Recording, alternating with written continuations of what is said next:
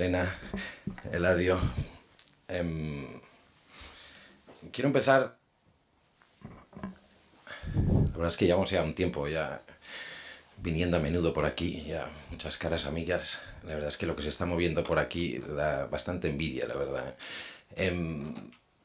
Quiero empezar diciendo que la RECI, la Red de Ciudades Interculturales, como ha dicho antes Eladio, cumple 5 años. Y yo creo que no es casualidad que celebremos estos 5 años en Guecho. Guecho seguramente es una de las ciudades pues más dinámicas, innovadoras, emprendedoras en el marco de todo ICC, no solo de la RECI. Y creo que esto era importante decirlo aquí. Y ahondando un poco en lo que ya apuntaba Eladio, creo que a veces, luego entraré un poco a hablar de que todavía estamos en una fase de avanzadilla en todo esto de la interculturalidad, y los que estáis aquí sois una buena representación de esa avanzadilla. El factor humano en estos contextos todavía es muy determinante, ¿no? Cuando CAI nos plantea la necesidad de plantear estas jornadas, lo primero que pensamos es, oye, ¿de qué van a ir? Porque coño, hay tantas jornadas, ¿no? Y la gente va a tantos sitios. Yo siempre digo, tengo dos objetivos fundamentales de cuando asisto a unas jornadas, que tampoco voy a tantas, la verdad. Y si ya la montas un poco, organizas, ya la responsabilidad es supina, ¿no? Y yo tengo dos criterios fundamentales siempre que hace la gente. Uno es que la gente que participa y el que también lo organiza, al menos cuando ha pasado el día, diga, he aprendido algo. Ese es el factor principal. Y el segundo, que no es menos y que a veces va ligado, es que también me lo he pasado bien. Yo, el pasarlo bien, la gente a veces dice, oye, esto es un poco como este tío que dice. Para mí es fundamental. Y además creo que muchas veces el aprendizaje y el pasarlo bien van de la mano, aunque es verdad que también a veces algunas cosas se pueden aprender a hostias, digamos, pero creo que se aprende más y mejor si además lo pasas bien. ¿Cuál es el mensaje un poco de entrada? Decir, bueno, ¿qué vamos a hacer aquí después de los 5 años de la red? Y vamos a reflexionar un poco pasado, presente, futuro. De entrada la sensación que te da, y yo tengo la gran suerte de poder colaborar con el Consejo de Europa y como consultor de la ICC, pues tengo la oportunidad de viajar tanto por España como por el mundo. Y un poco la sensación es decir, oye, de entrada vamos a pensar que en este país, hablando así ahora un poco en genérico, ¿no? Se ha hecho bastante en estos últimos 15 años. Se ha hecho bastante, no hay que fustigarse en exceso, digamos. Autocrítica toda, eh, eh, pero teniendo claras ciertas cosas y al mismo tiempo el reconocimiento de lo que se ha hecho, pues lo justo, lo justito, porque a pesar de lo hecho, no es que quede muchísimo por hacer, sino es que creo que queda todavía lo más importante. Y en eso quiero basar un poco en la justificación de estas jornadas. Lo más importante en el sentido de que todavía estamos en fase avanzadilla, que yo creo que lo realmente determinante de que una sociedad aborde los retos, las cuestiones de fondo que plantea el aumento de la diversidad, el aumento de las complejidades que las diversidades socioculturales implican, es de entrada que se genere el cambio de paradigma mental global en el que la mayoría de sociedad y sobre todo de actores relevantes, tanto de las instituciones como de otros ámbitos sociales, asuman ese cambio y todo el impacto, la envergadura de la cuestión de la que estamos hablando. Cómo esto realmente ha venido, se ha producido para cambiar elementos importantes de nuestra sociedad. Y este es un cambio que todavía mucha gente no ha realizado, no ha asumido, no ha interiorizado. Tampoco es que sea extraño, pero es la gran cuenta pendiente. Esto de cuenta pendiente me acuerdo cuando lo planteé con Gemma. Se decía, este tiene una cierta reminiscencia como gangsteril, ¿no? Un poco de cuentas pendientes. Digo, bueno, pues a lo mejor, mira, a lo mejor, ¿sabes? Le da un toque más así al tema. Pero la cuenta pendiente principal es que pasemos de las avanzadillas, y ahora dejarme que sea un poco... Digo, porque la Red Vasca Antirrumores es seguramente uno de los mejores reflejos y ejemplos de lo que supone un ejercicio de responsabilidad colectiva, compartida, en la que se superan ciertas limitaciones y miopías que todavía operan en muchos entornos por parte de actores, que este es mi chiringuito, este es mi no sé qué, el otro de ahí no sé qué, el otro de tal. No, aquí estamos para lo que estamos y lo que estamos para cambiar cosas, transformar la sociedad, da igual de dónde, cómo venga. Los que queremos ser activos en ese proceso estamos con una voluntad de sumar, de compartir, de colaborar. Y eso no es fácil. Y si no es fácil entre la avanzadilla, imaginémonos lo que es ya cuando no, vas a contactar, a hablar, a intentar implicar actores que están un poco lejos de la avanzadilla, pero en cambio están lidiando con los temas realmente fundamentales y de fondo, que es donde nos jugamos de verdad la partida. Y esa era un poco la idea de hablar hoy, de plantear la cuestión en términos de decir, la estrategia antirrumor está muy bien. Nosotros podemos pensar que el hecho de que no haya una Le Pen, de que no haya un Donald Trump ahora mismo a un nivel más mayoritario, digamos, en el sentido de que tengan unos apoyos realmente importantes y a nivel general, algunos les puede llevar a pensar que somos un poco inmunes a esto. Es un graso error, ¿no? Pero es que incluso si alguien piensa eso y se actúa desde la perspectiva de la prevención de lo que podría pasar, con lo que ya tenemos hoy, de desigualdades, de discriminaciones, ya está del todo justificado que pongamos esto en el centro de la agenda política, de los temas fundamentales del devenir de nuestra sociedad, con lo que ya tenemos hoy. No hace falta esperar otras cosas, ¿no?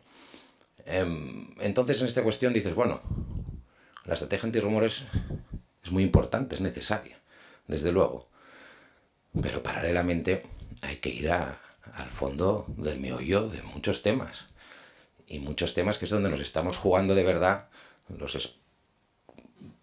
elementos fundamentales que determinan la igualdad de oportunidades, derechos fundamentales.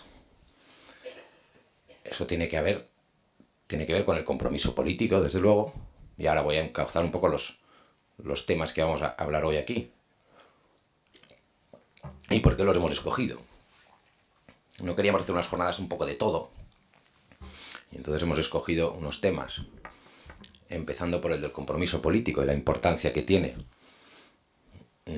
el papel de los representantes políticos, no tanto a la hora de tener un discurso fundamental, el papel del discurso político, sino también de cómo se ejercen los liderazgos, más allá del discurso, y de cómo estos políticos también se implican en garantizar que luego las acciones concretas, las políticas que llevan a cabo, cómo se gestionan, cómo impulsan cambios dentro de las estructuras, de las instituciones, para garantizar que esas políticas tengan resultados, impactos, que se puedan medir.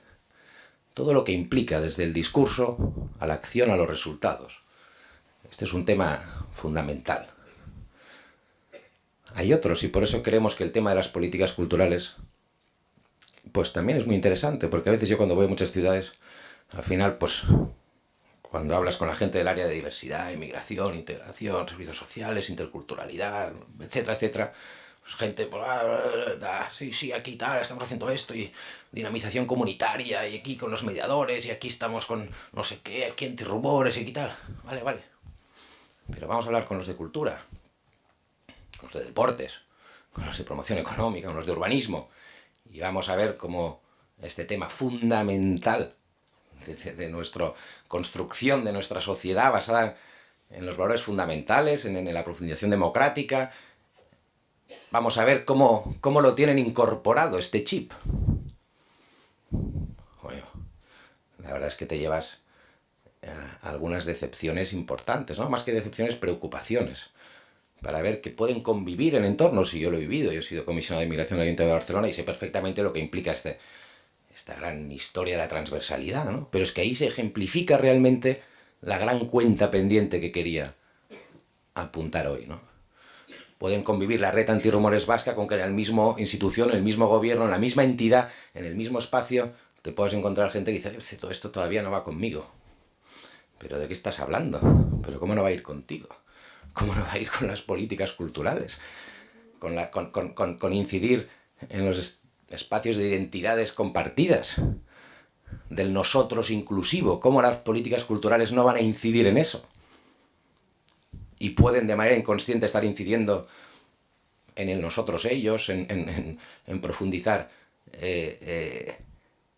pues procesos de segregación, tanto física, urbana, como mentales, ¿no? Y en ese un poco era la necesidad de poner el foco no tanto en esos proyectos, en esas áreas que impulsan las políticas de diversidad, de interculturalidad, de convivencia, sino en ámbitos en los que directamente, aparentemente, algunos piensan que no les compete y en cambio es donde nos estamos jugando realmente la partida. Por no hablar de educación, el otro tema fundamental. Yo en muchas ciudades a veces dicen, no, estamos haciendo muchos proyectos con los jóvenes, con los TAC, no sé qué. Ya, pero a ver, el sistema educativo, ¿cómo funciona? ¿Cómo funciona el proceso de incorporación de los jóvenes, de los alumnados dentro de la escuela? Las diversidades de tipologías, de escuelas, de centros educativos, ¿cómo funciona?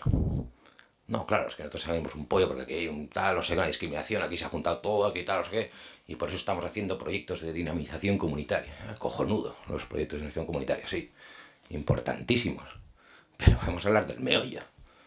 Si no hablamos del meollo, nos podemos quedar ahí. No, he sacado 10.000 euros para que 2 mediadores tal. ¡Oh, cojonudo!